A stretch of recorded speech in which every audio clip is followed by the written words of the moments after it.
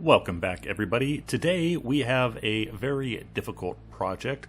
We are going to be painting up an Imp Nook book, and it's going to be difficult because we know that impin' ain't easy. This very large piece is by Miniatures of Madness. As I said, it's a book nook. It's designed to go in between books in a library to spice it up. However, I have drilled holes in the back because I am going to use this as a wall hanger.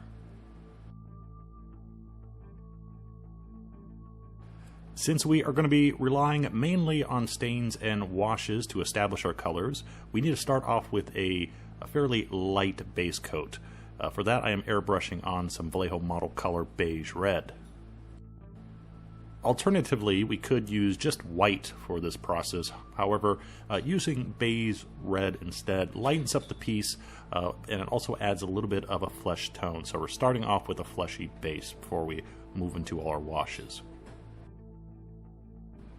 Decided to do one highlight dry brushing on some game color pale skin. Now this is probably going to get covered up, but it may show up at the end. At this point I don't know, but we can't add this at the end, so might as well do it now to just lighten up our colors, give us a two-tone as we start applying all our washes and stains.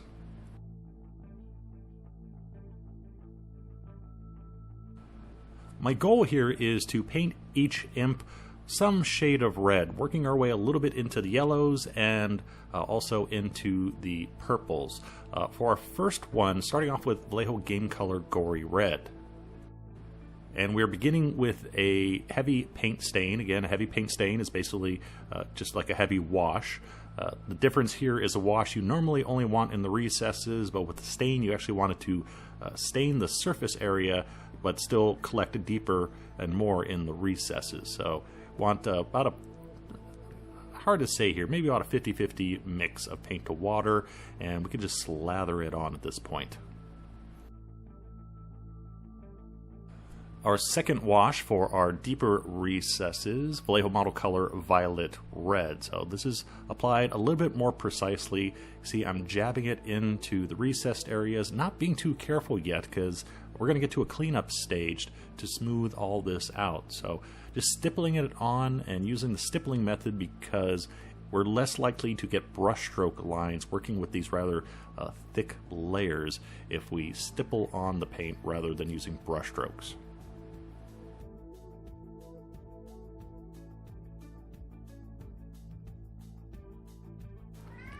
And then third and final color, Model Color Violet. Again, more precision here, going for the deepest recesses, trying to get those areas where there's a separation line between imp or between, in this case, hand and face.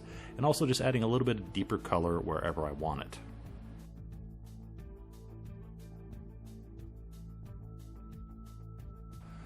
Next comes the all-important cleanup stage. This is basically going to be our base coat for all of our highlights. So mixing up, in this case, beige red, gory red, and violet red, I mixed up a paint that matches the color that's currently on the miniature, and I just use this to smooth out the whole face. We are not highlighting at this point. We are just applying a base coat and softening some of the rough details of the face. If there's a few blemishes still showing, that's perfectly fine.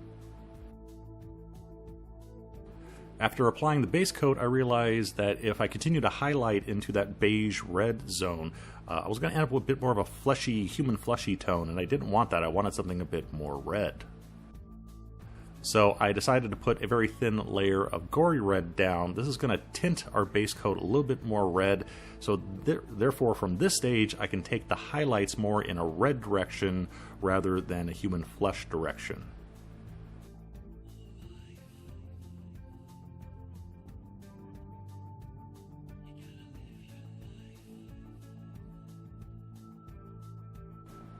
So from here, gory red, beige red, and now introducing orange red. So getting much more of a brighter red tone to our highlights by the addition of that orange red.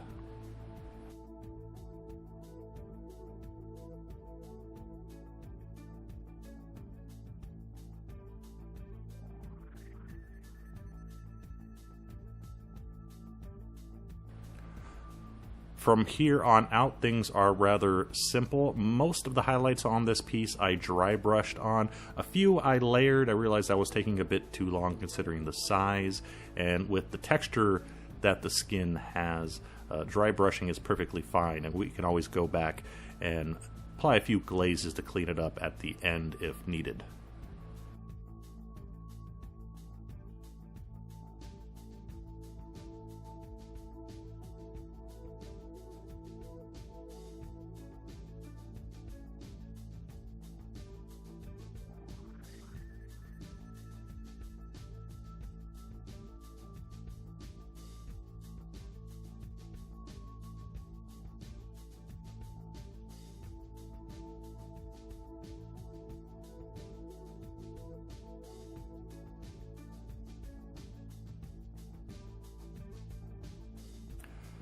Everyone on board so far?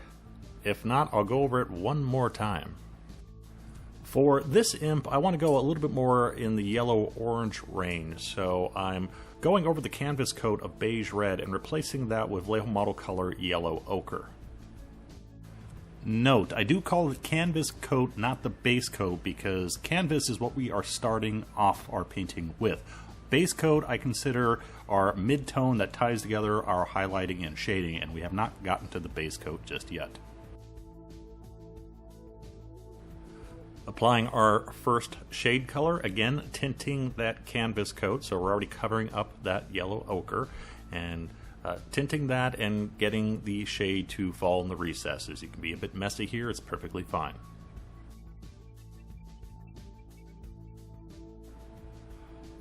Second shade, again, this one's a bit more precise, concentrating more on the deeper recesses, switching over to burnt red and orange red.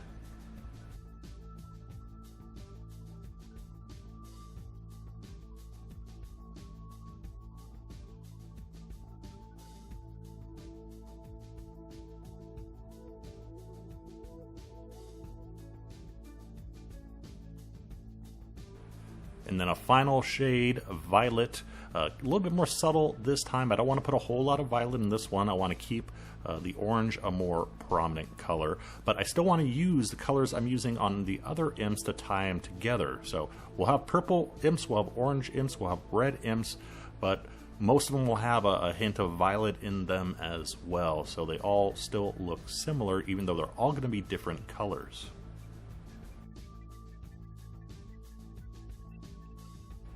Next we get to our base coat, which is our middle tone, that's why it's called the base, and mixing up what we need to smooth out the face, not necessarily utilize the colors we used previously.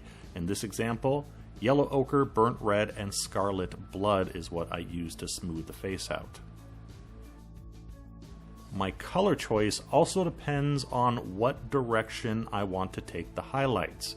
So depending on if I want to go more yellow with this, or more pink, or more orange, I may tweak this base coat color to set up easier highlighting.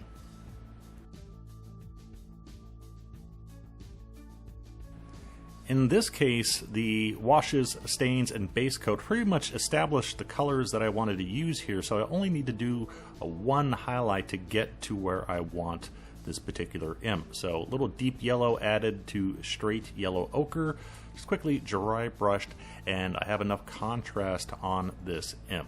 If I want to change things up, which I may do, we'll do that via glazes, which I'll show you a bit closer towards the end.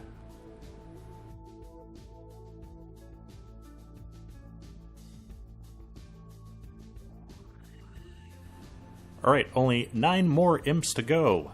Nah, only kidding. We're only going to cover 2.5 here because hopefully you get the process now. I was going to just show you 3 here. Unfortunately, as usual, I kind of buggered up the footage on our third imp.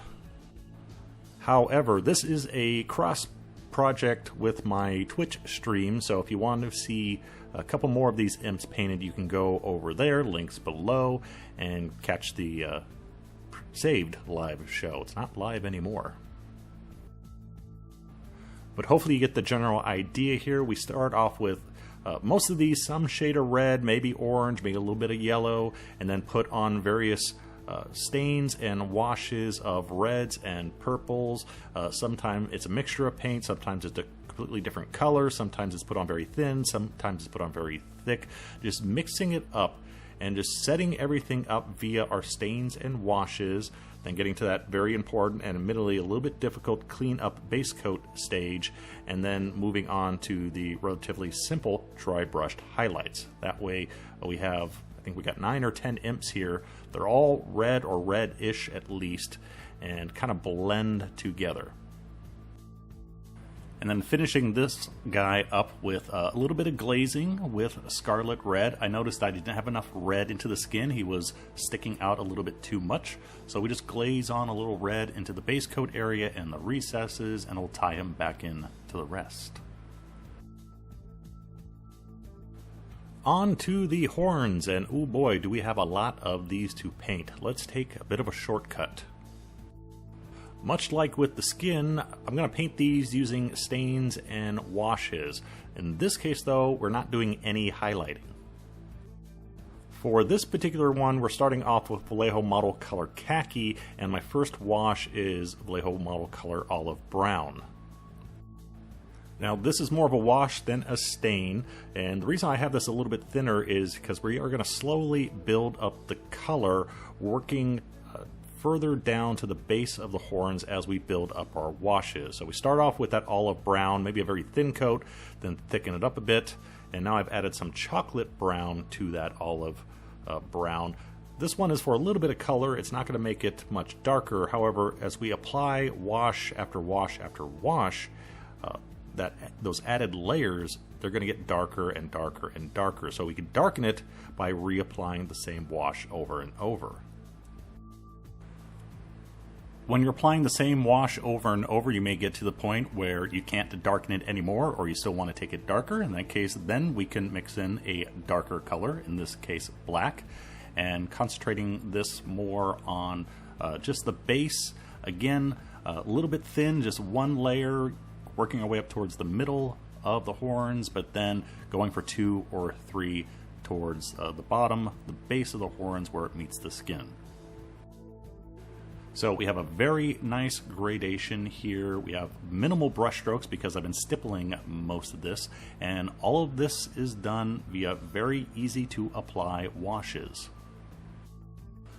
The rest of the horns on the piece were handled in the exact same way, except for the base coat was slightly different, going for beige or pale sand or rocky sand, something like that. And then I tweaked the washes as well. So some were a bit more brown, some were more brown red, but the same technique.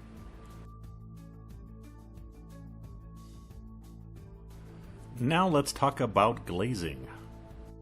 So glazing is pretty much similar to layering, but the paint is extremely thin. It's applied the same way, but it's usually used to add color rather than highlights. It's a great way to add variety to the skin tones, and I did a lot on these imps. I can't show you everything because it was frankly just a whole bunch, but I did a lot of tweaking of the skin, trying to get the imps to sort of look different but the same at the same time. I know that makes no sense, but just tweaking the colors. So occasionally going a little bit more red, going a little bit more flesh tone, going a little bit more yellow, whatever I thought was appropriate. The glazing also adds color variety to each individual imp, so rather than a solid color skin tone, we have some variety into it. Makes it look a lot more realistic.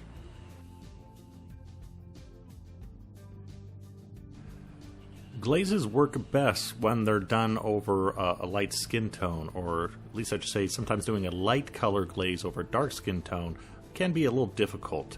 We're going to speed that up in a few instances, like this particular upper left imp, by first dry brushing on some beige red. This is going to lighten up the skin tone, and then I can follow that up with a glaze to then tone that color back down. So essentially, again, I'm putting a very light color on that will more easily pick up the color that I want to layer on top of it. And again, this is all about just tweaking the skin tone colors and adding more variety to the individual imps, and also kind of tying them all together without them all looking the exact same. Each imp here is completely unique. A few of the Imps have some visible arm hair sculpted into them, so we're going to have to take care of that. The trick to doing hair like this, where it's much thinner than a fur coat or the hair on top of your head, is to keep it very subtle and unnoticeable. So you don't want to use a very harsh, stark color, let's say black on a regular human skin tone, because it's going to be way too noticeable. You want to mix in some of your flesh color in with the hair so it's a bit softer. In this case, since I have a dark red skin tone, I can get away with it without mixing red into the stage here. Just using quick brush strokes, first medium camel brown and then heavy brown. Just very short brush strokes and not filling in the entire area. We still have the red showing through.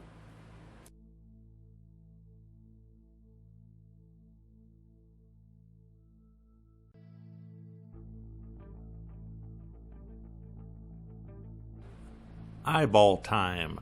Starting off with a base coat for the eyeball itself in beige, and then for the iris and pupil area, blocking that in with Vallejo Model Color Camo Black Brown.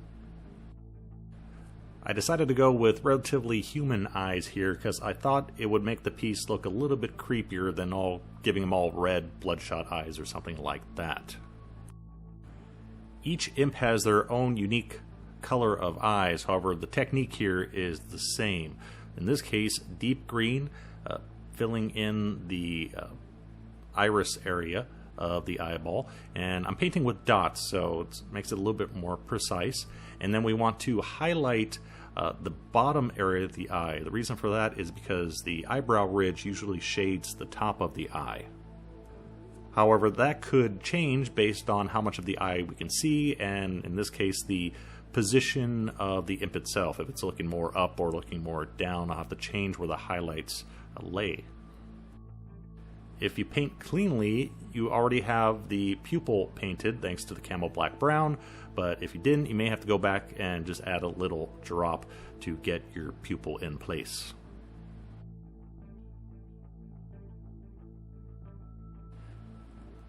Any cleanup work needed is done with Camo Black Brown and just applying a thin line separating the skin or the eyelid area from the eyeball. Just very thin Camo Black Brown. We don't want a very strong dark line here, but we do want a noticeable edge.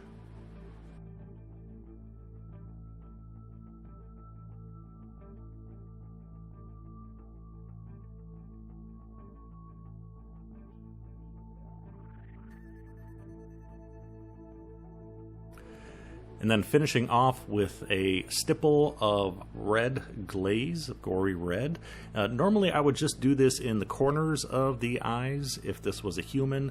However, we got demons here, so I wanted a little bit more red in the eyeball. So just kind of stippling on, sort of washing on some gory red, being a bit more heavier than I normally would.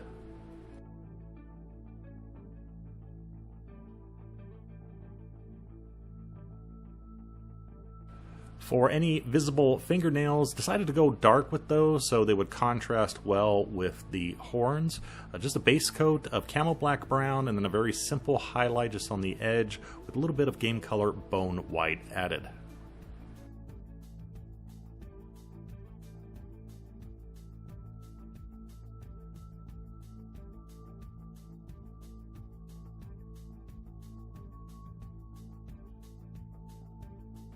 Into the home stretch now. Just want to put down a dark line so we can visually separate each imp from each other, and for that using a wash of, it's a mix of Camo Black, Brown, and Violet. So this will give us a definitive visual line from one imp to another, separating it. So in case, really good example, the bottom imp's there, the hand that's on the face. We want a nice dark edge so it's clear that it's coming from a different imp and it's not the orange imp's hand. And that little dark line will give us the separation that we need.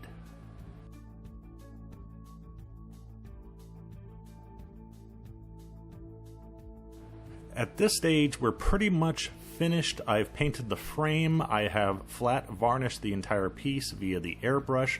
Do need to go back and add a little bit of gloss here and there. So 2 coats of an acrylic gloss varnish just to pick out the eyes and the tongues or inside of the mouths. I could do the teeth as well, but I'm not a big fan of putting a lot of gloss on models, even for things that are, you would normally think of being shiny like teeth. I think it's a bit too much, and it ends up basically covering up all the highlighting and shading that you're doing. So if we keep it small here, it'll be more impactful in the end.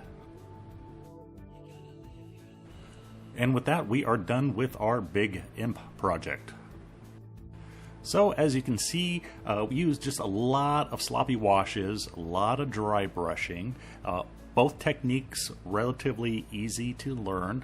The only difficult part is that applying the base coat, that cleanup stage, trying to figure out visually by eye what colors to use to match what you've already put down and where you want to take your highlights. This was a really big project. A lot of different imps to paint, so I couldn't show you everything, otherwise we would be here for well over an hour. I did skip a lot of the glazing and color tweaking. I did a whole bunch of that.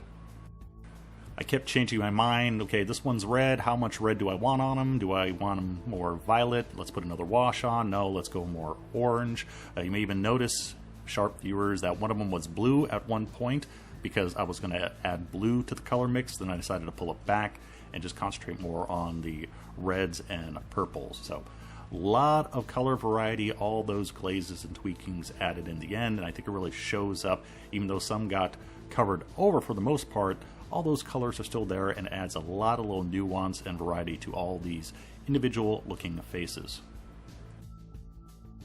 In the end, I think the results were not that bad, especially when you consider a majority of the work here is just dry brushing and heavy washes.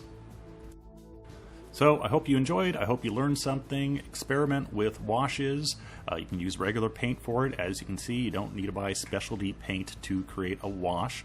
Just do it yourself with what you already got, and always be experimenting. Hope you enjoyed it. Thanks for watching. See you next time. Bye-bye.